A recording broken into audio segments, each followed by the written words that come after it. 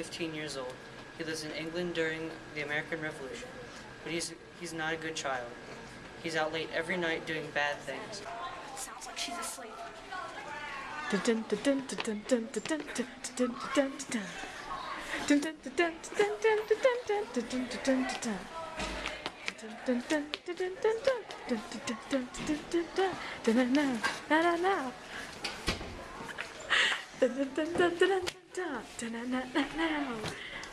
Alright.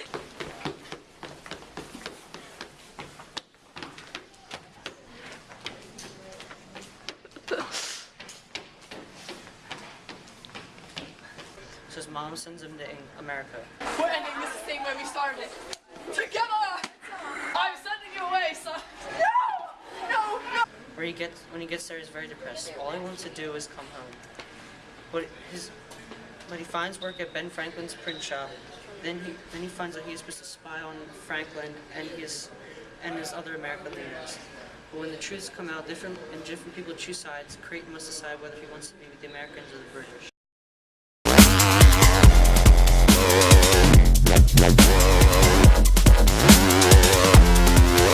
Some characteristics of Creighton Brown is that he was bigger and muscular than most kids his age.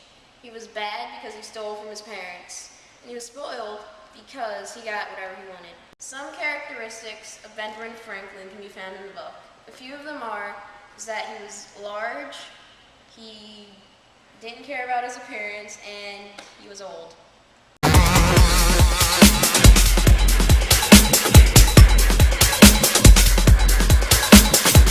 Alright, the 4 subjects that my group was most interested in researching more about from our book was Ben Franklin, how they spoke back in that time period, how they lived.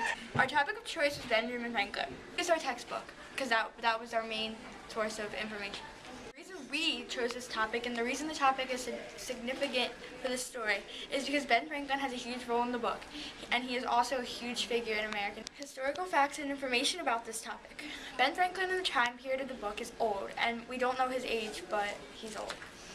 Another thing about him is that he owned a printing shop that printed all of the American propaganda in that time period.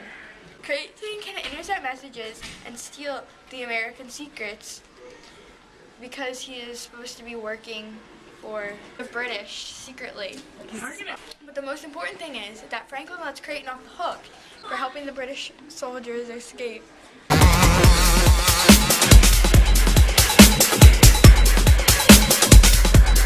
I do not recommend this book because it's really slow and the plot takes like half the book to pick up, and even when the plot does pick up, it still is like really slow, and it's also not very interesting. I had to force myself to read this for this project.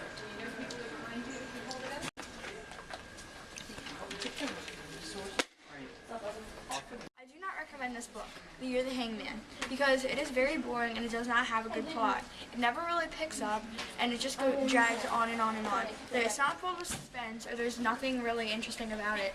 So, I mean, if you like boring books, it's for you. The author of this novel is Gary Blackwood. He lives in the USA, and other books he has written is The Shakespeare Stealer, The Shakespeare Scribe, and Wild Timothy.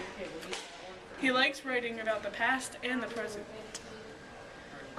Some interesting facts about this author is he performed The Shakespeare Stealer in Washington, D.C.